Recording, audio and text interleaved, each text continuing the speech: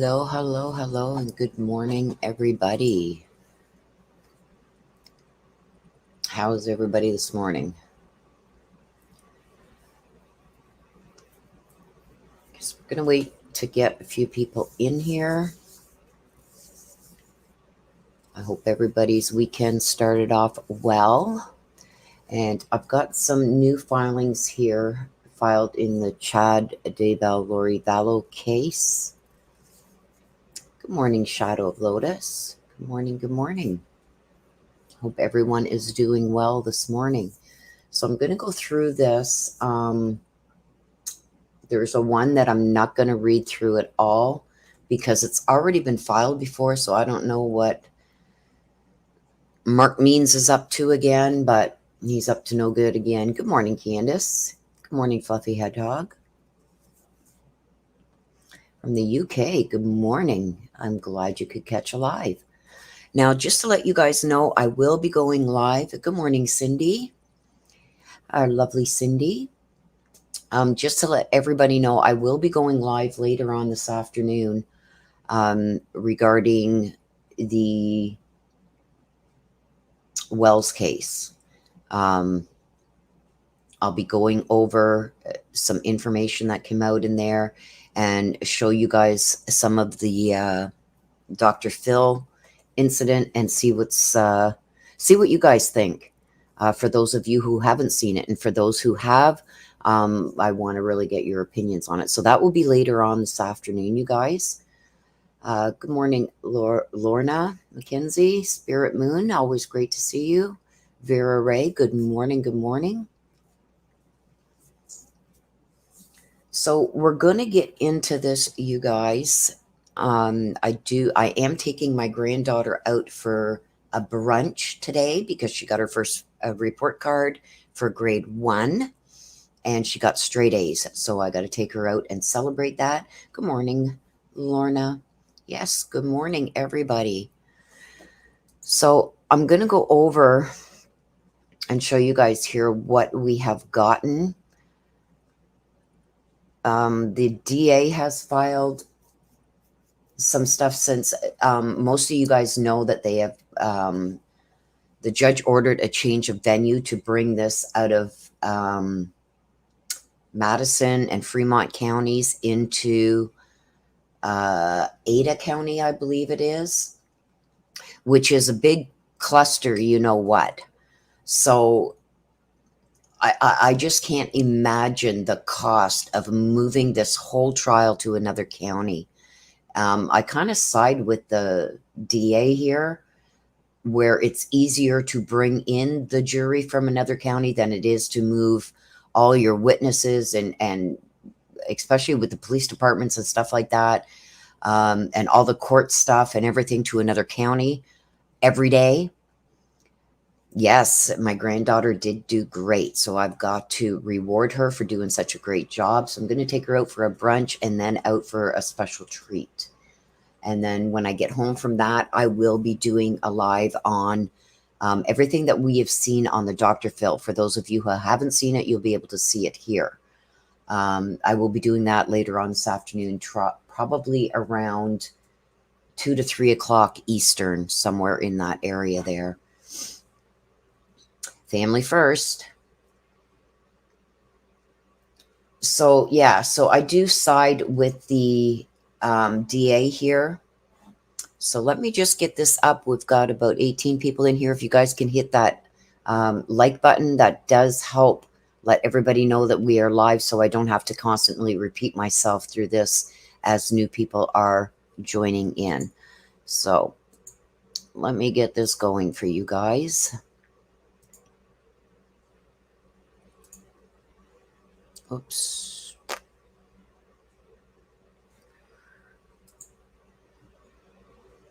Okay, hang on a second here. Why isn't this coming up?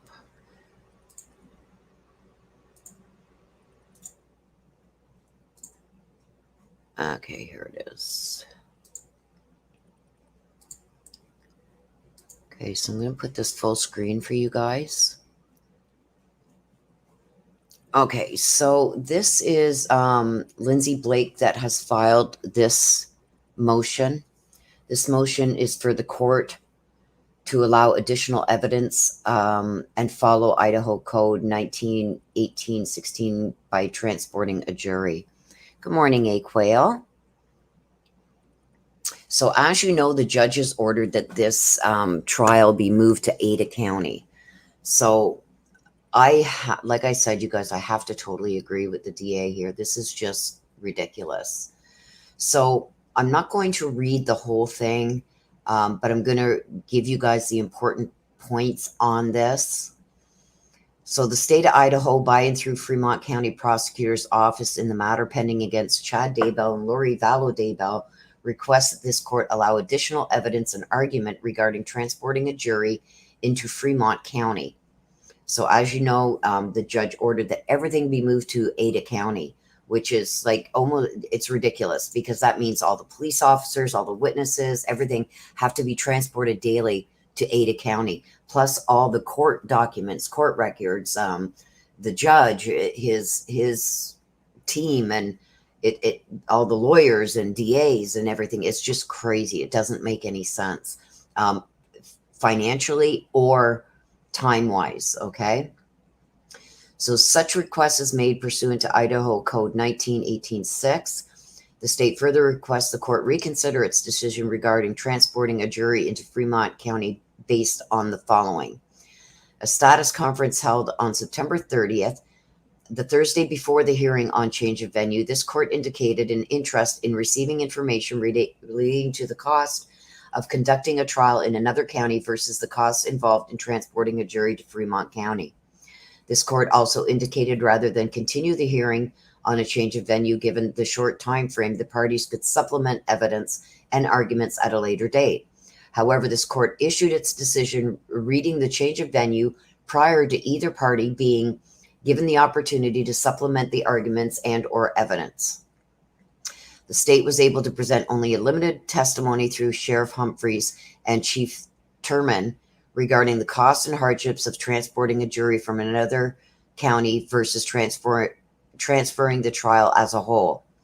This was due both to the short notice of the request for this testimony before the hearing on the change of venue and lack of parameters about the change of venue, which was necessary in order to provide actual estimated costs.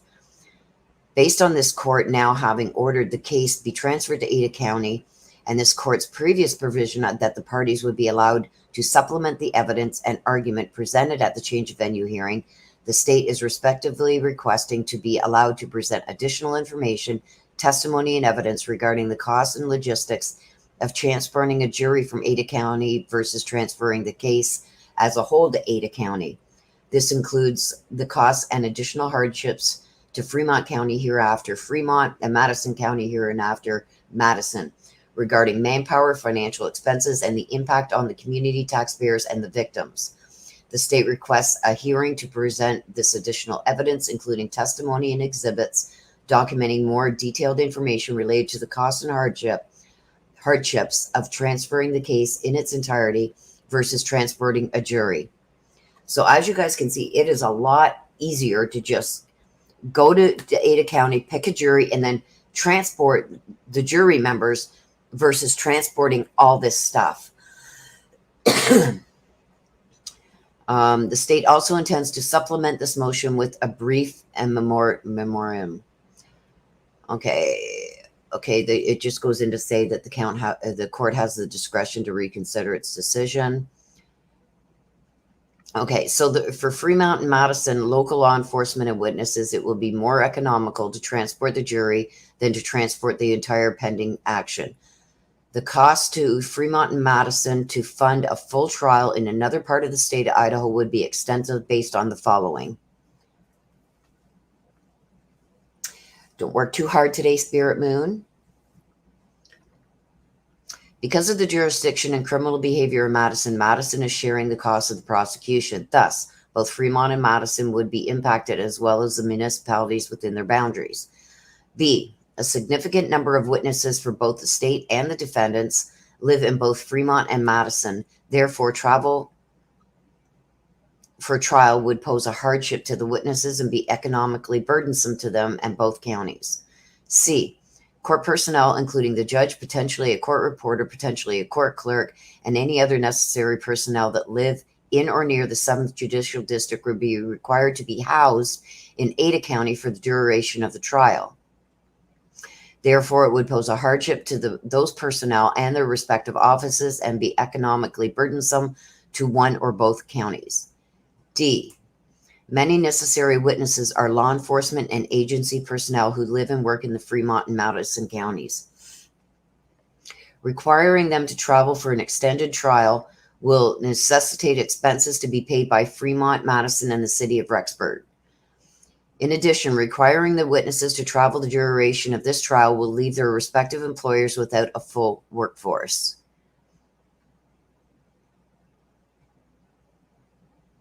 Sorry, I just wanted to check chat there. Such loss of employees can potentially leave their law enforcement agencies with manpower shortages, potentially creating a less secure environment in both counties, as well as extreme expenses. The state intends to call multiple law enforcement officers multiple times throughout the trial, so requiring them to be far away from their respective jurisdictions is both costly and an unneeded risk to Madison, Fremont, and the city of Rexburg. In previous change of venue cases, the court has found that the sheriff of the original jurisdiction is responsible for the transportation of the defendants and staff to and from the courthouse where the trial is held. It is anticipated that will be the same in this case. F. Jail costs to Fremont would be increased as Fremont would be billed jail costs from the host county and for the travel to and from the jail. G. Costs for prosecutor's office, in addition to creating manpower shortage, would be greatly increased should the trial be outside of Fremont. Courtroom resources in Fremont County are available for the duration of the trial, where Ada County would have to move and continue multiple cases, which will likely result in a backload of cases for Ada County, potentially impacting the work of both Ada and Fremont rather than just Fremont. So that's their argument, you guys. So they are asking for a motion to hear this evidence. And in my opinion, I think that it would be smart to just go to Ada County, get a jury there, and transport the jury to Fremont County and have this trial where it's close to, where everybody is. So it doesn't cause shortages for, the security of these places due to the manpower that is requested for this trial and for the police and everything else. Just to put them short-staffed and in a position where they can't protect their communities is astronomical right there, right? Exactly, Fluffy Hedgehog. I agree. And that's why I said I agreed with what the DA is saying here, is that it's easier to transport the jury every day, or sequester them, or put them up in a hotel and let them go home on weekends, whatever they need to do. It's easier to have them all meet at the Ada County Courthouse, transport them into Fremont County for this trial, instead of having to transport witnesses, police, all the court documents, judges, defense attorneys, defendants, prosecution, and everything on a daily basis. That would be just crazy. It doesn't make any sense. Where it does make sense is to either have the jury housed Monday to Friday in Fremont County and or transport them daily into Fremont County. Yes, exactly, Cindy. Good point. Okay, so the next one is Lindsay again has filed another response to a motion for specific request for discovery via the lab testing. I don't know if it was here. Yes. Okay. So we'll look at this one first. John Pryor has filed a motion for discovery concerning events that were revealed in Lori Vallow's motion. So we're going to look at this one first, and then I'll go back to the one that Lindsay filed. Chad Daybell, through undersigned counsel, files this motion requesting discovery concerning events that were revealed in co-defendant Lori Vallow's motion dated October 27, 2021. This motion is made pursuant to the 5th, 6th, 8th, and 14th Amendments to the United States Constitution, Idaho Constitution, Article 1, Section 6, 7, 8, and 13, and the other authorities cited below. So this is his table of contents, you guys. I'm not going to go through it all, but this I will go over to this part here to tell you what this is all about. And I do not blame John Pryor. In my opinion, this is not just frivolous. This is actually, it has basis for this.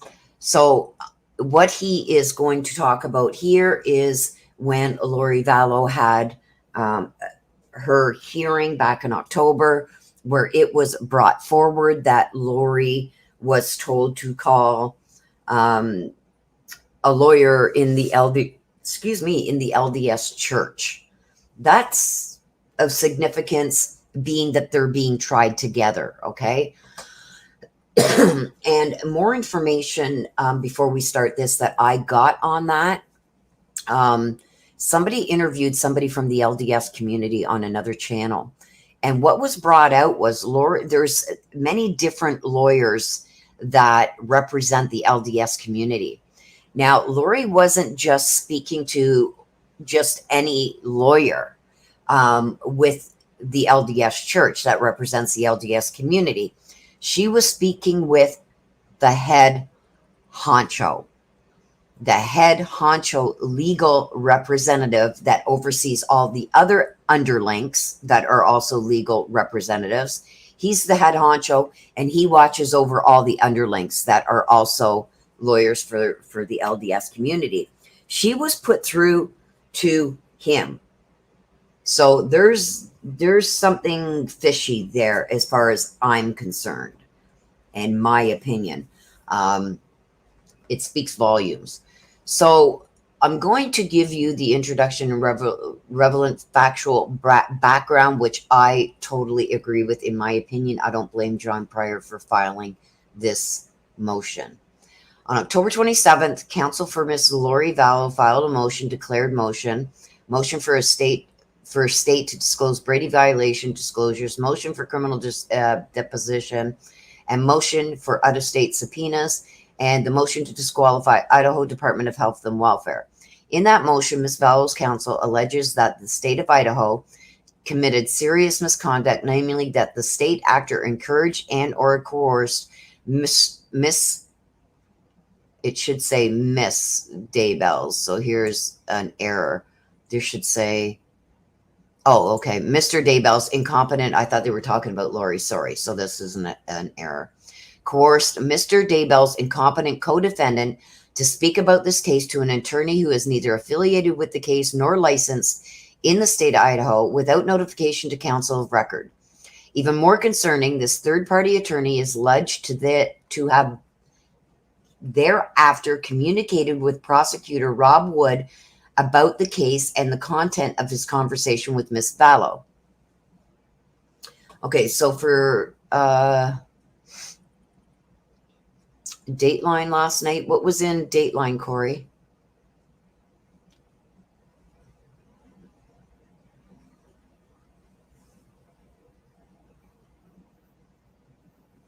Or are you talking about the Dr. Phil thing with, I am going to be covering the Dr. Phil thing regarding the Wells case. That is going to be later on this afternoon, 3 o'clock this afternoon, once I get back from taking my granddaughter out. Oh, no, I didn't see it, Corey. Okay, so let's get back to this because I have very limited time here. Okay, so even more concerning is third-party attorney alleged to have then thereafter communicated with prosecutor Rob Wood about the case and the content of his conversation with Ms. Vallow. At no point thereafter did prosecutor Rob Wood alert the court or the undersigned counsel to the fact that an employee of the state had encouraged, coerced, and facilitated communication between an incompetent defendant in the state's custody and a private attorney, who then relayed that conversation back to the prosecution. If these allegations are true, the prosecution's failure to immediately disclose to the court the state's deliberate intrusion into the attorney-client relationship and the fact that resulting information was then fed back to the state represents a troubling departure from the professional and ethical obligations of the prosecution, particularly in a capital case. Sorry, I can't talk this morning, you guys. Case a government attorney sensitive to her obligation to prevent Sixth Amendment violations by agents of the United States called the matter to the district attorney's attention. But we know from the Rispo case that not all government attorneys can be counted on to act with the same punctilio as did Attorney Fields. Because Ms. Vallow and Mr. Daybell have been charged together as co-defendants, the state's exploitation of Ms. Vallow, while incompetent and in the state's custody, also implicates Mr. Daybell's right to due process, a fair trial, and effective assistance of counsel. For all of the reasons discussed below, this court must permit broad discovery about this incident. Among the things Mr. Daybell must be permitted to investigate include how the situation came to pass, how a state hospital employee knew that an attorney in a private practice in Utah served as legal counsel for the LDS Church, why a state hospital employee believed that an attorney who represents the LDS Church would have any interest in this case, what conversations occurred between whom, and the substance of those conversations, how and when the prosecution determined it did not have an obligation to inform this court or underside counsel of this extraordinary event, how seemingly unaffiliated attorney in Utah was able to contact and get an audience with Mr. Wood following his conversation with Ms. Vallow, what other communications have occurred between the prosecuting attorneys and members or leaders of the LDS Church regarding this case, what other communications have occurred between the prosecuting attorneys and state hospital employees relating to this case, and what actions have been taken by the prosecution or any of its agents as a result of this occurrence. So that's basically what they are asking for a motion for. They want a hearing on this to find out what the heck is going on and how it's going to affect their case.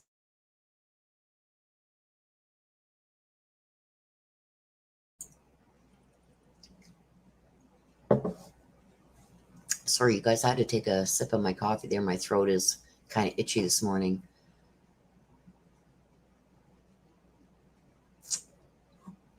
Okay, well, I will look into that, Corey. So thank you for bringing that to my attention. Let me just make a note of it.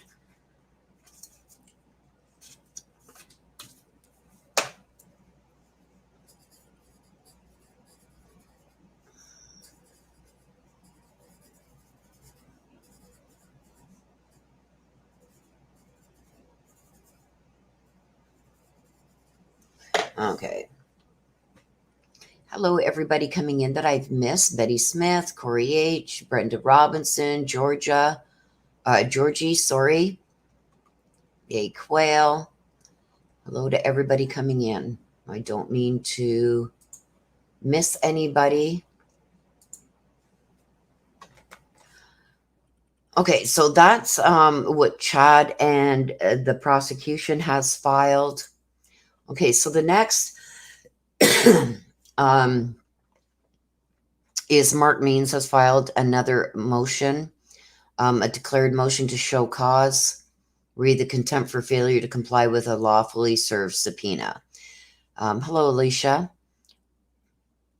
So this here, it's just redundant, you guys. It's I don't know why Mark Means is even filing any more motions regarding Lori at this point, because her case is stayed at this point.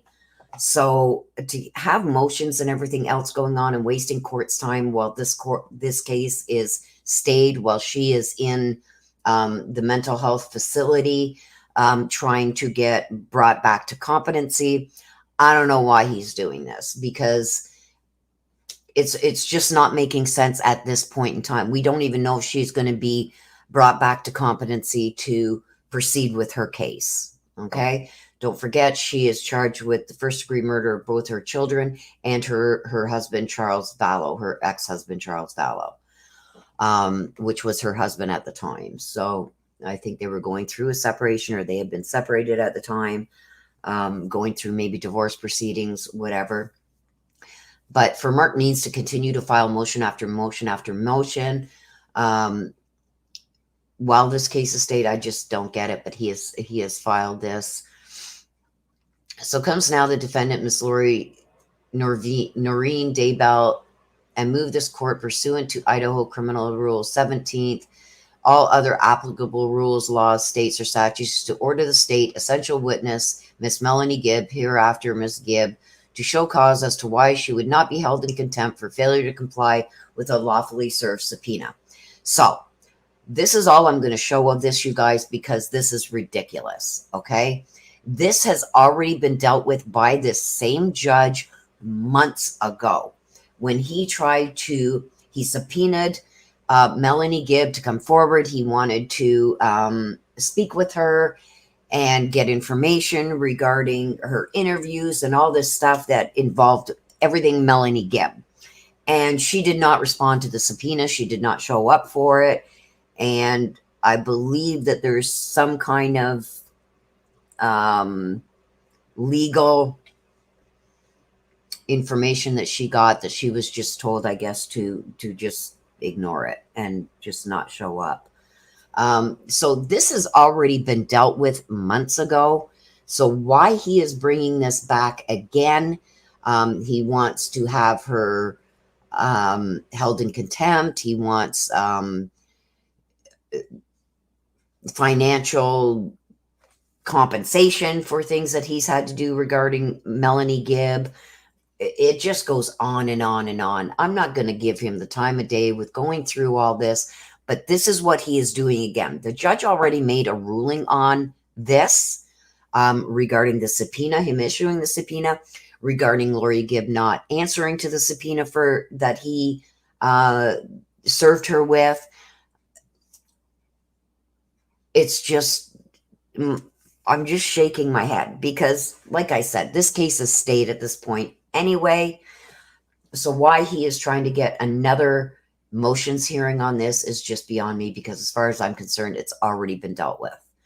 So that's what's going on in this case, you guys. I'm going to close those tabs out. So what do you guys think about all of this? What do you guys think about the judge just making a ruling without in the last court hearing, he had said that he would give both the defense and prosecution the chance to argue their cases as to why it should either be moved out of or stay in Fremont County. But he didn't do that. He ended up just making a ruling on it behind closed doors and said it's being moved to Ada County. Now it's going to cause more problems because Fremont County and the DA and everybody are saying, no, look, this is going to cause way too much. Not only financially, but just the logistics of getting everything daily to Ada County versus having all the jury, like going to Ada County, picking a jury, and then having those jury members either meet daily at the Ada County courthouse and transporting them to Fremont on, say, a bus or something. So they're all brought over together and brought back together, or housing them Monday to Friday during, court sitting, and allowing them to go home on the weekend, I think would be a lot more feasible, cheaper, and less conundrum of trying to bring all the witnesses and court documents and everything else over to Ada County on a daily basis. What do you guys think?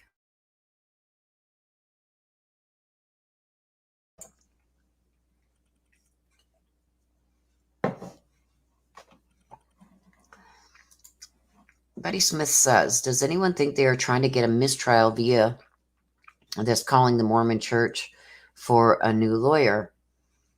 I don't know what they were trying to do there, because wherever she called, they're not licensed to practice in Idaho anyway. So, and they are not attorney on record. So anything she said to them was not covered by client confidentiality.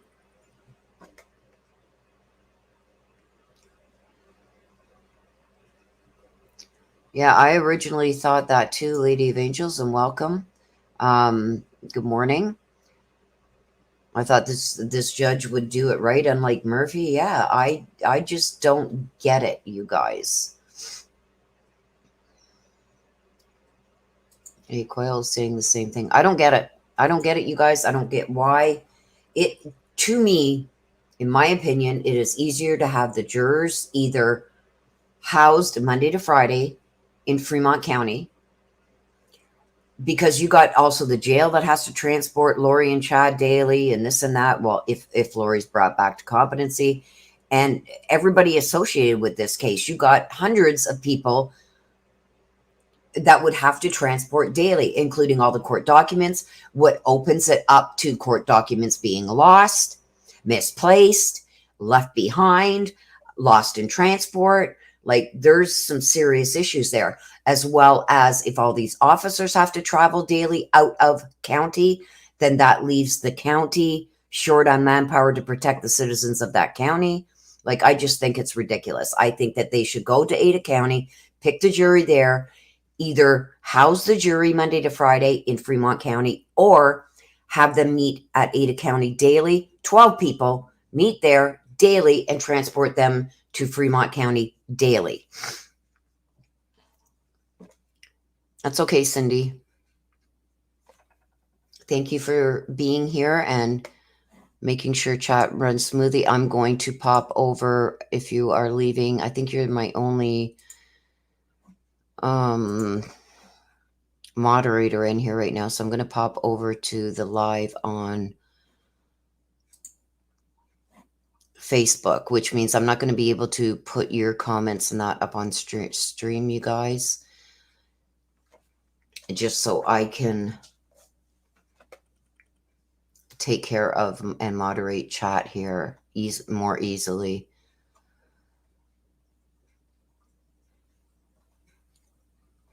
Okay, so A Quail says, could it be to buy time knowing there would be opposition in order for Lori to be restored? I don't know. I think they were fishing for information. They wanted some more information. That's what I think. And they thought that thinking, Lori thinking that she could talk to this lawyer freely and about maybe things about the LDS that only he would understand. I think Lori was thinking that she might get some inside information that may help her. Meanwhile, this lawyer that she spoke to there, maybe unbeknownst to her, did not have the client privilege. So he could repeat whatever she said to anybody. So maybe the Mental Health Institute or Rob Wood wanted to see if they could get any more incriminating information right from Lori's mouth. I don't know, just my opinion.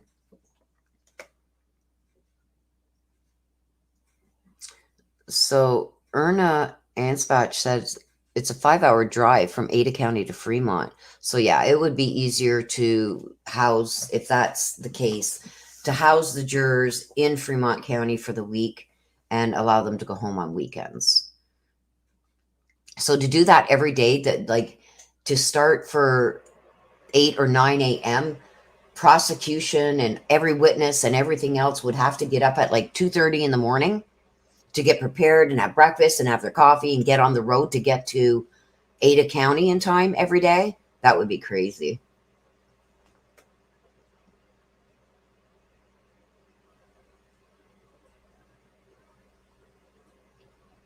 Yeah, I didn't realize how far it was. Lady of Angels says clearly they did this to get more information because the lawyer went right to the DA. Yeah. Yeah, Betty Smith, I agree. That's what I think should happen, is that they house, if it's a 5-hour drive, if it's just an hour each way, I could understand it. But if it's a 5-hour drive each way, then yes, bring 12 jurors compared to maybe hundreds of court personnel, defense and DA personnel, witnesses, and all that stuff. 5 hours daily? No, I can't see it. So it would be in my opinion, to house those 12 jurors, maybe a couple alternatives for Monday to Friday, and let them go home on weekends. Yeah. It's going to be cheaper to house 12 to 14 jurors than it is to house hundreds of people that are going to be involved in this case as witnesses from the courts, from the defense, from the prosecution, from the police departments, you name it, for jail personnel. Like, no, it just does not make sense whatsoever. That's my opinion. I think the judge made a big mistake in the ruling that he made.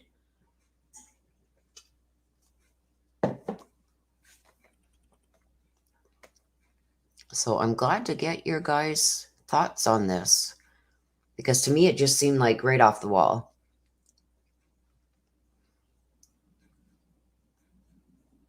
Fluffy Hedgehog says it still takes 4 hours to get to my parents.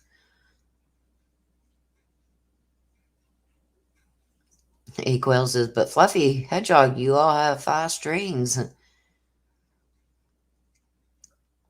So that's what's going on with this. Like, I'm, as per my, the title of this, like, is this ever going to get to trial? Like, there's just been so much that is going on in this case that just keeps delaying. We had a trial date set. It should be going on right now, you guys, for Chad Daybell. We had a trial date from the beginning of the second week of November into December. Once that trial date was set, the DA came back and upped the ante because they made it a death penalty case. Right? So, which vacated the date of the trial starting now, because now they had to get death penalty case lawyers involved, because neither Mark Means or John Pryor were death penalty case lawyers. So they had to get more lawyers come in on it. They had to brief them and get situated now of how they're going to defend death penalty cases. It's like, this is going to go. I don't want to say it. I'm seeing 4 or 5 years down the line, we might, from the time this happened. Hello, Justice Janie. And I'm sorry if I've missed anybody coming in. I could not see the chat as I was reading the court filings. So, yes, Betty Smith, they did. They said that the trial was to be held in Ada County. So that's why the DA has now filed this saying, look that's crazy. So if you go back to the beginning of the video, I go through what they have filed and just how astronomical and how dumb this would be to transfer the whole trial there. It would be more financially and time-wise and everything else to go to Ada, pick the jury members, have them come to Fremont County and house them Monday to Friday, let them go home on the weekends, than it is to daily transport the hundreds of people or put them up. And it's a 5-hour drive from what I've been just told. So they would have to house hundreds of people in Ada County for this trial. There's a chance of things getting lost, stolen, misplaced, with the documents, the court documents and stuff. There's all kinds of logistics that could cause major problems, and things, so many more things could go wrong than as to house the jury Monday to Friday in Fremont County, let them go home on the weekends. Yes. Hopefully by the time they figure out, Erna, hello, says maybe by the time they figure out the trial schedule, Lori will be found competent. Let's hope so. And then it'll be delayed again because then they have to get ready for and have all this time for the motions on Lori. So if they're going to keep the trial still joined, because they haven't decided that, if they're going to unjoin them again, they were unjoined at the beginning, then they joined them. Now there's fights about unjoining them. So if Lori is found competent by the time this is straightened out, sorry for the cough, you guys, then they're going to vacate it again because now they've got to have time to get all Lori's stuff in order if the trial is still joined. That's why I said I'm looking from the time they were arrested, it's going to be 4 to 5 years down the line by the time they actually get to trial. That's what I'm thinking. That, my opinion. It's already been what, a year? Year and a half? And like I said, we had a trial date set for Chad that's been vacated because once that trial date was set, the DA decided to make it a death penalty case. Hello, Janice. Yes, Betty. The judge has made a ruling before he allowed the DA or defense to fight. Sorry, you guys, to have a hearing on it. He made an order that it's being sent over to Ada County. So now the DA has filed a motion to be heard as to why that's not feasible.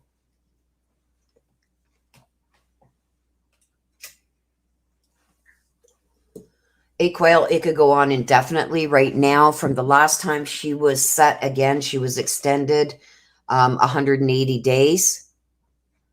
So that's 6 months. So when was her last court appearance where they found that she still had not been brought back? Let me just look back here, you guys.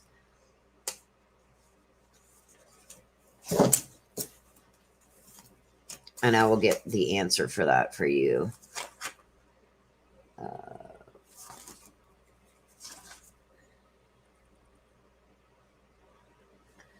Okay, so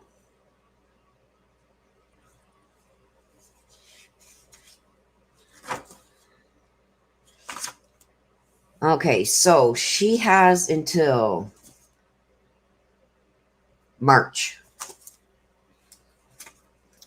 She has until March. That will be the 180 days that she was given an extension.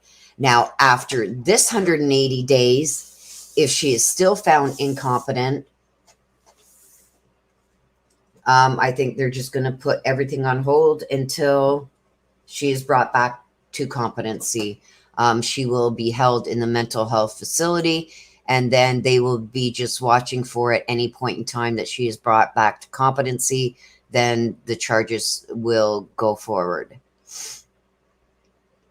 And I can see both sides kind of dragging this out to March, to her date in March. I don't have on hand right now when that date is.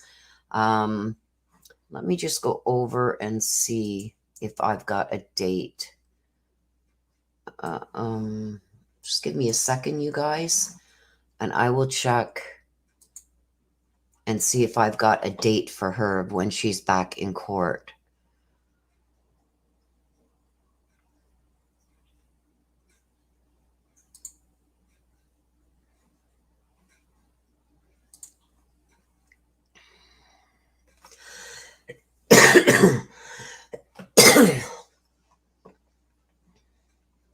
Yeah, they don't have the court date.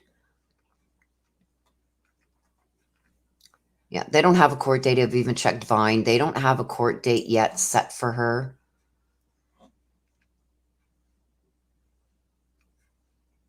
I think that will be set closer to the 180 days. So probably in sometime in January or February, they will check in with the mental health facility and see how she's doing, what their thoughts are, if she's going to be brought.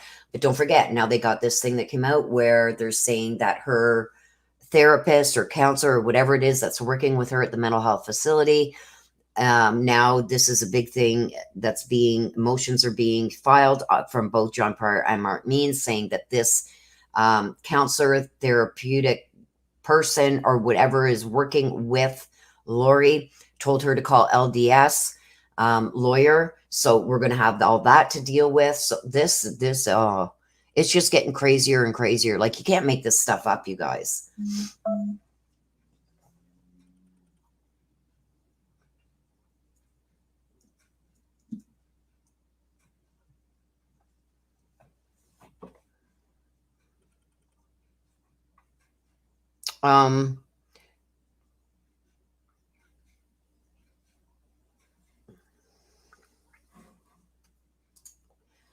Grammy says it would be continuous extensions for her.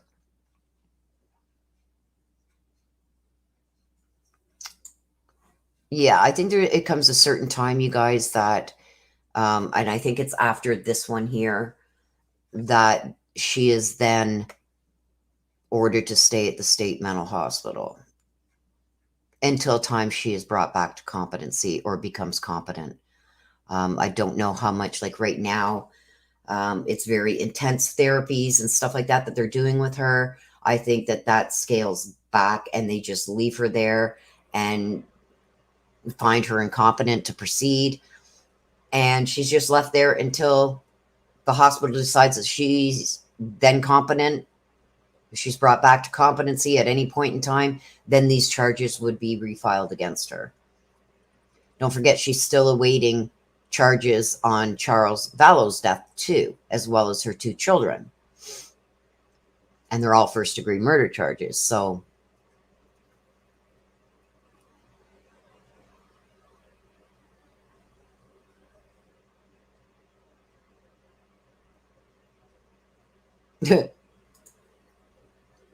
Betty Smith says, "Hey, Quail, she needs to make an earthquake, hurricane, tornado, or some such thing to prove her powers or slip to safety through her portal. Otherwise, she's just another crazy lady." I don't know how much of this is Lori faking, because I truly do not believe she's incompetent. She knew enough to tell her lawyer this.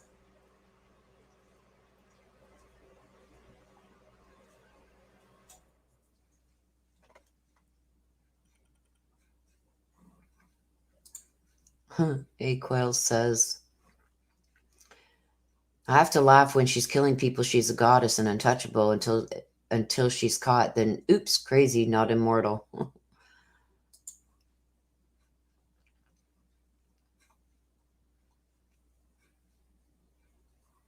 Yeah, I don't believe that I think a lot of this is her playing. She's very calculating, and I think that she is fooling a lot of people. So like I said, you guys, for the ones who have just come in, I will be covering the Wells case where they went on the Dr. Phil show. We're going to have a big discussion about that because I think there's a lot of things that came out there. And I don't know. We're going to go over that later on this afternoon between around 2-3 p.m. Eastern. Well, thank you for coming out. I'm going to be wrapping this up anyways. So thank you for all of you guys joining in on this. For those of you who are interested, I will be going live later on this afternoon. I will make a thumbnail for it where we'll go over what happened with the Dr. Phil interview with the Wells regarding Summer Wells, and get your comments and thoughts and everything on that also. So that will be this afternoon, probably between 2 and 3 p.m. I'll make a thumbnail so you guys can hit the remind, so you will know when I've gone live with that. Turquoise Kitten says, "I wonder how many of the attorneys involved are LDS." I wonder too. Okay, you guys, so if you haven't been here since the beginning, scroll on back to the beginning and you'll see the new filings. And I agree with the DA, and I also agree with what John Pryor has filed. As far as what Mark Means has filed, that's a done deal already. I don't know why he's bringing another motion forward for something that was already decided by the judge. I don't know, you guys. This week, I'm also going to have for members only some live a live session sometime, probably Monday or Tuesday. There'll be a members only live. So if you have not joined the members, please join that and you will be able to get in on that conversation that's going to happen there. Yes, she got A+ on her report card. So I have to take her out and show my appreciation to my granddaughter for getting such great marks and, you know, let her know that we are very proud of her. Yeah, I don't know why Mark Means is targeting Melanie Gibbs either, but he's going after her again. So, okay, you guys, I will let you guys get back to your Saturday. I will see you later on this afternoon. For all of those who want to see the Dr. Phil interview with the Wells, I will be going over that between, I'll start it around 2 or 3 o'clock this afternoon. Okay, so until then, you guys, please stay safe. Please take care of yourselves. Love you to the moon and back. See yous again this afternoon. Bye-bye for now.